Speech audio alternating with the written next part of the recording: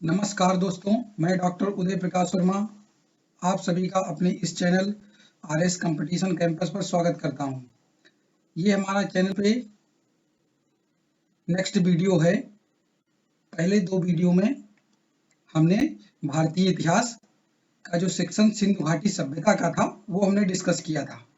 2 set थे 25-25 question के और बाकी के सेट बाद में आएंगे। अब हम नए टॉपिक पे चलते हैं जो कि हमारे परीक्षा का जो सिलेबस है उसमें मेंशन किया हुआ है। तो वो क्या है? वैदिक संस्कृत यानी वैदिक काल।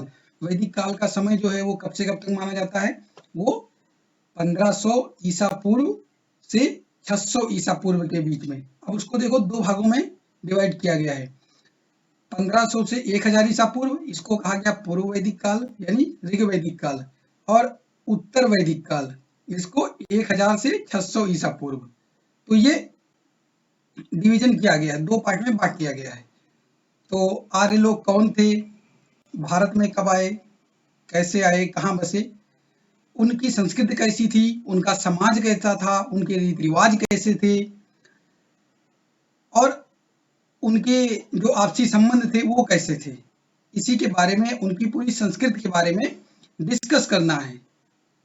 तो इसी क्रम में पहला जो क्वेश्चन है वो क्या है? आर्य शब्द का अर्थ है। जो पहला क्वेश्चन है वो क्या है? आर्य शब्द का अर्थ है कुलीन, कृषक, योद्धा, कोई नहीं। तो आर्य शब्द का क्या होता है अर्थ? कुलीन होता है यानी कि श्रेष्ठ। तो इसका कौन सा ऑप्शन करेक्ट हो जाएगा? A option is correct. The word Aryan means noble, cultivator, warrior, nun. तो option A is correct, noble. Next question, आर्यों को किस क्षेत्र का मूल निवासी माना जाता है? यानी आर्य लोग मूल निवासी कहाँ के थे? वो तो भारत में आए थे बाद में। एशिया, मध्य एशिया, पश्चिम एशिया, दक्षिण एशिया। तो ये कहाँ से आए थे? मध्य एशिया से। ये आपका ऑप्शन बी करेक्ट है, यानी कि सेंट्रल एशिया से आए थे। मध्य एशिया में कौन कौन से देश हैं वो आप देख सकते हैं कहीं से भी। पर ये जो आपका Tajikistan, Uzbekistan, Mongolia, Tajikistan, Turkmenistan, ये वाला जो क्षेत्र है यहाँ के मूल निवासी माने जाते हैं। तो सबसे पहले वो वहां से आए। तो वो सबसे पहले कहाँ बसे? अफगानिस्तान में बसे। और भारत में सबसे कहाँ पहले पर बसे? ये हमारा नेक्स्ट क्वेश्चन है। तो ये central Asia B. Next question यही है हमारा कि आर्य सबसे पहले भारत में कहाँ बसे थे? तो ये सबसे पहले पंजाब में बसे थे। Option A is correct. Where the Aryans was first settled in India? Punjab. Next question, आर्य सभ्यता थी यानी आर्य सभ्यता कैसी थी? ग्रामीण सभ्यता थी, शहरी सभ्यता थी, दोनों थी, या कोई नहीं? तो इसमें आर्य जो सभ्यता थी वो पूर्णतया ग्रामीण सभ्यता थी, इसलिए ऑप्शन ए करेक्ट है आपका, ग्रामीण सभ्यता। Aryan civilisation was a rural civilisation, urban civilisation both न। तो option is correct, rural civilisation. Next question, निम्नलिखित में से कौन सी भाषा आर्यों की थी? अज्ञात, हिंदी, संस्कृत या अरबी? तो कौन सी भाषा थी? संस्कृत भाषा थी। Option C is correct. Which one of the following was the language of Aryans? It is Sanskrit. Sanskrit में लिखते पढ़ते थे। नेक्स्ट क्वेश्चन, किस वेद में प्राचीन वैदिक युग की संस्कृति के बारे में जानकारी है या मिलती है? किसमें मिलती है? ऋग्वेद में। अथर्ववेद, सामवेद, यजुर्वेद, ऋग्वेद से ही प्राचीन वैदिक युग की संस्कृति के बारे में पूर्ण जानकारी मिलती है। Which Veda contains information about the culture of the ancient Vedic age? Rigveda, Atharvaveda, Samaveda, Yajurveda. It is Rigveda. Option is correct. Next question is, आर्य सभ्यता में किस जानवर ने सबसे महत्वपूर्ण भूमिका निभाई थी? बकरी, भैंस, गाय, घोड़ा। ये सब जानवर थे, डोमेस्टिकेट करते थे, पालते थे सारे जानवर, लेकिन जो घोड़ा था उसने महत्वपूर्ण भूमिका निभाई थी। युद्ध में भी ये काम आता था, बोझा ढोने के भी काम आता था। तो घोड़ा ने महत्वपूर्ण भूमिका निभाई थी आर्य सभ्यता में। Which animal played the most significant role in Aryan civilization? It is horse. Option D is correct. Next question, निम्नलिखित में से कौन सा आर्य सभ्यता के बारे में जानकारी का मुख्य स्रोत है? वेद, शिलालेख, खुदाई या मुहर?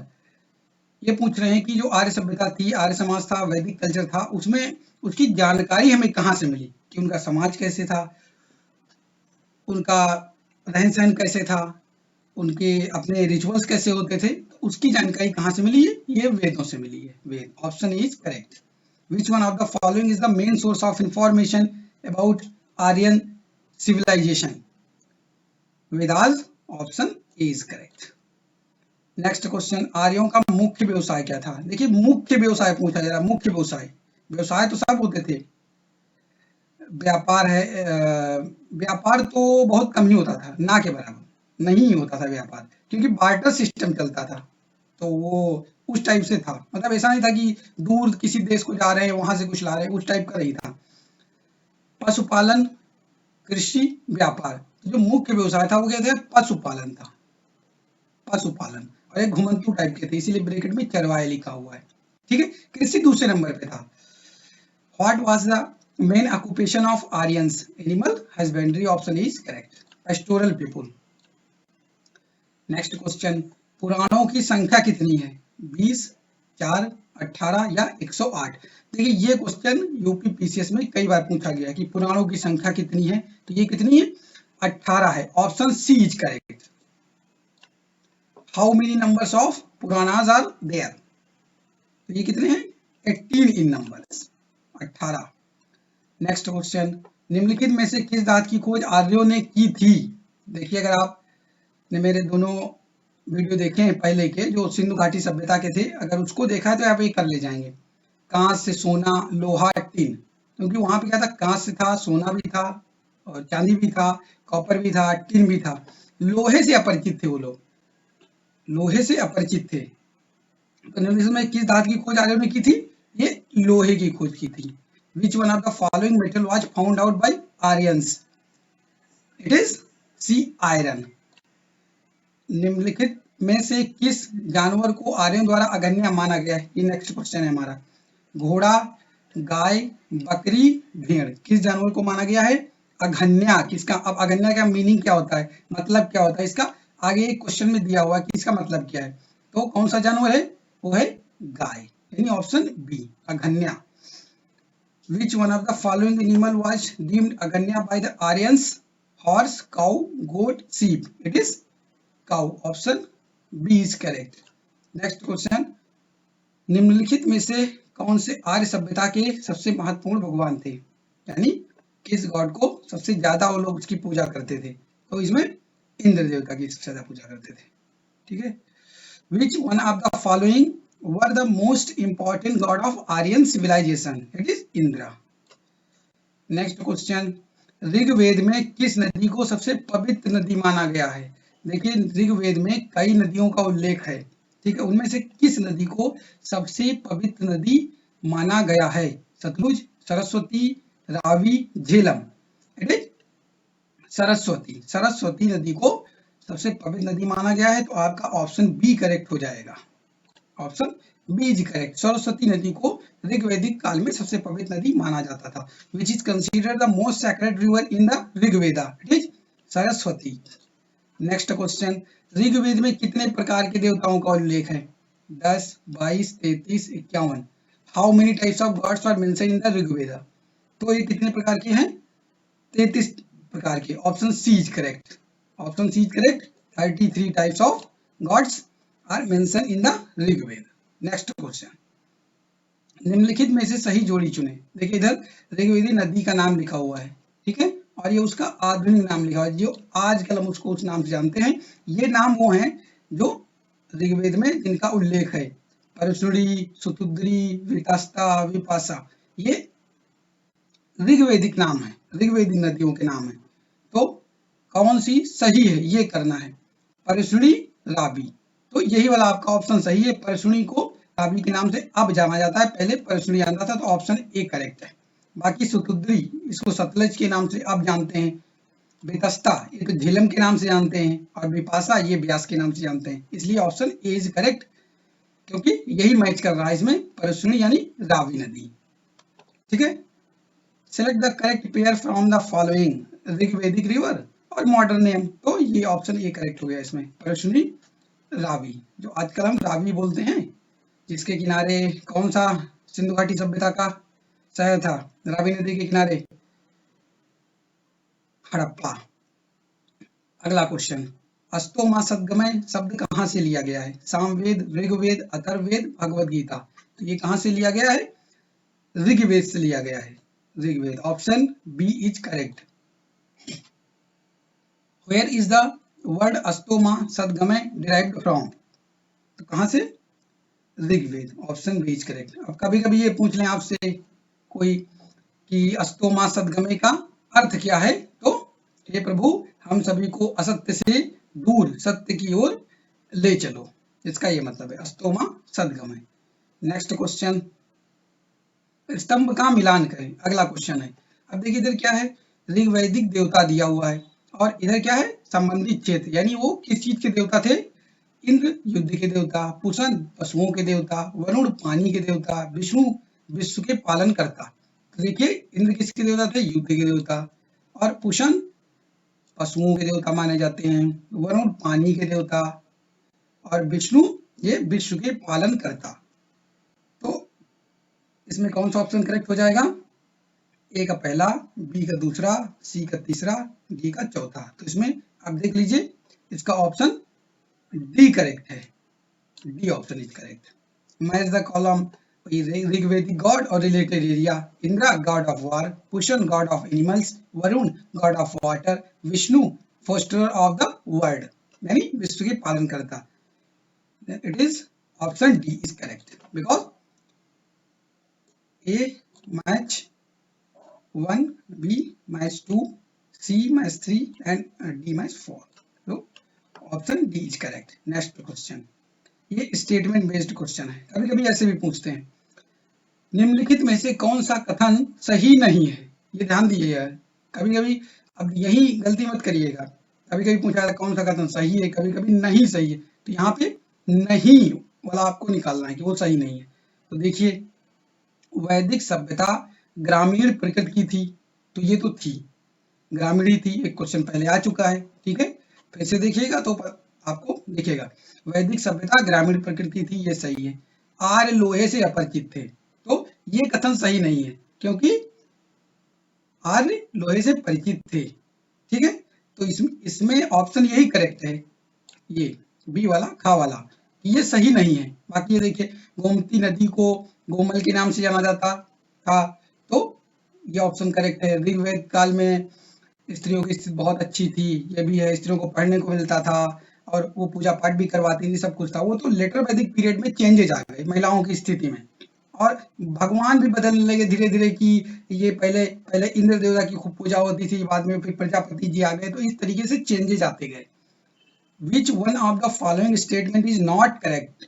Vedic civilization was rural in nature. It is correct. Aryans were unfamiliar with iron. Aryans were familiar with iron. So this one is option B is correct for this question. But in statement is not correct. Aryans were familiar with iron. This is not correct. They were familiar with iron. River Gomti was known as Gomal. It is correct. The condition of women was very well in Rigvedic period. It is correct. The condition of women was worsened in later Rigvedic period. Okay. Next question. वैदिक संस्कृत में गाय को अघन्या कहा जाता था, जैसा कि पहले question आ चुका है। अघन्या का क्या अर्थ है, इसका क्या मतलब है, इसका अर्थ क्या है कि अघन्या क्यों कहते थे? ऑप्शन ए ना मारे जाने योग्य, समृद्धि देने वाली, पशुओं के देवता, या पूजनीय। तो अघन्या का क्या अर्थ होता है? ना मारे जाने योग्य। ऑप्शन ए इज करेक्ट, ना मारे जाने योग्य। क्या था कि वैदिक संस्कृत में बलि की भी प्रथा होती थी, तो पशुओं की बलि दी जाती थी, इससे पशु बहुत कम होते थे, मतलब संख्या उनकी कम होने लगी। तो यही हुआ कि फिर गाय को अघन्या कह दिया उन लोगों ने कि ना मारे जाने योग्य पशु है, क्योंकि गाय से दूध भी मिलता था और उससे खाद भी बनती थी, और बहुत गाय का तो बहुत आप देखते हैं कितना ज्यादा यूजफुल होती है गाय, तो इसीलिए उसको फिर अघन्या कह दिया गया, अघन्या डिक्लेयर किया गया था, ना मारे जाने योग्य। In Vedic culture cow was called as अघन्या व्हाट डज मीन टू अगन्या, then it is option A is correct, not to be killed या स्लॉटर्ड, वध ना किए जाने योग्य, अगन्या मतलब, ठीक है। नेक्स्ट क्वेश्चन, ऋग्वेद में कितने मंडल और ऋचाएं हैं? तो ऋग्वेद में कितने मंडल हैं? 10 मंडल हैं और 1028 ऋचाएं हैं, ठीक है।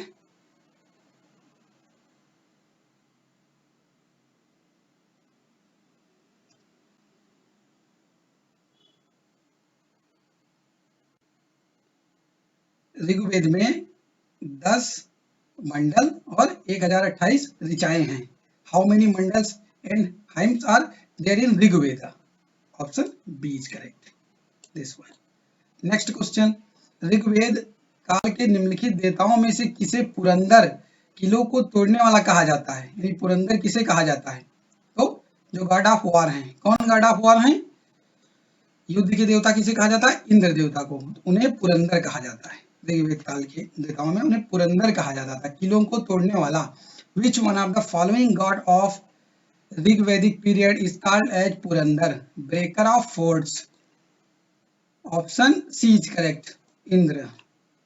नेक्स्ट क्वेश्चन, 10 राजाओं की लड़ाई, 10 राजन युद्ध, 10 राजाओं की लड़ाई किस नदी के तट पर लड़ी गई थी? 10 राजन युद्ध। The battle of 10 kings was fought on the bank of which river? किस नदी के किनारे लड़ाई लड़ी गई थी? गोमल, सुतुद्री, वितस्ता, पुरुषुणी। तो ये रावी नदी के तट पर लड़ी गई थी, option D is correct. The battle of 10 kings was fought on the bank of which river? Parushni river, means Ravi river. ये जो गोमल है, ये गोमल, सुतुद्री, वितस्ता, पुरुषुणी, ये सब ऋग्वैदिक काल में इन्हीं नदियों के नाम थे, जो आज हम उनको जैसे गोमल अब गोमती कहते हैं, सुतुद्री को अब सतलुज कहते हैं, वितस्ता को अब झेलम कहते हैं, पुरुषुणी को अब हम रावी कहते हैं। तो इसलिए ये इस तरीके से दिया हुआ, क्योंकि कहिए वो पुरुषुणी पूछ लें या रावी पूछ लें, ठीक है। कि battle of 10 kings was fought on the bank of which river? It is Parushni, Ravi. Next question, Rigveda में गंगा नदी का उल्लेख कितनी बार किया गया है? कई नदियों के उल्लेख हैं, उसमें गंगा नदी का कितनी बार उल्लेख है?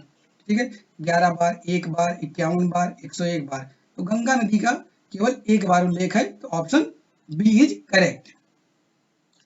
How many times of river Ganga is mentioned in Rigveda? It is mentioned only 1 time, option B is correct. और यमुना का कितनी बार उल्लेख है? वो 3 बार है। नेक्स्ट में कभी क्वेश्चन बनाएंगे तो आ जाएगा वो उसमें, ठीक है। तो ये आपके 25 क्वेश्चंस होते हैं, इसको अच्छे से पढ़िए, बार बार रिपीट करके पढ़िए, अपने दोस्तों को भी बताइए और इस चैनल को सब्सक्राइब कर लीजिए और दोस्तों से भी करवा दीजिए, और आपको आगे वीडियो मिलते रहेंगे। ये ऋग्वैदिक काल का सेट 1 है, ठीक है। अब नेक्स्ट सेट आगे आएगा, उसमें भी 25 क्वेश्चंस होंगे, फिर इसी तरीके से सेट आते रहेंगे और आप पढ़ते रहिए। इसका चाहे तो आप नोट्स बना लीजिए। तो अब अगले वीडियो का इंतजार करिए, तब तक पढ़ाई करिए। जो पुराने वीडियो हैं उनको भी देखिए और लोगों को बताइए। बहुत बहुत धन्यवाद।